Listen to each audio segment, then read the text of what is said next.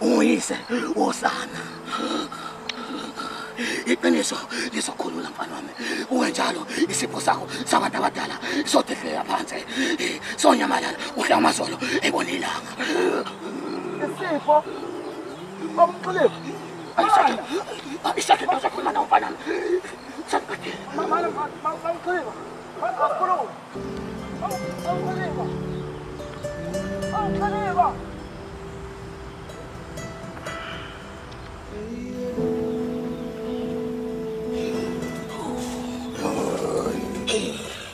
Fumane bo. Hayi. Abadala. Seyifikile mfana wami ungaleyo. Kuyomela uhlambuluke. Hlambuluke.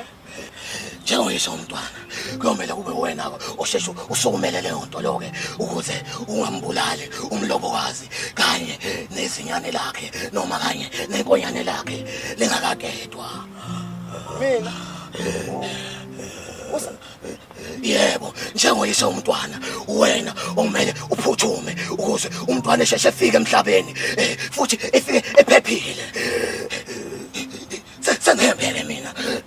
Wazi-ke ukuthi isikhathi asikho futhi sincane.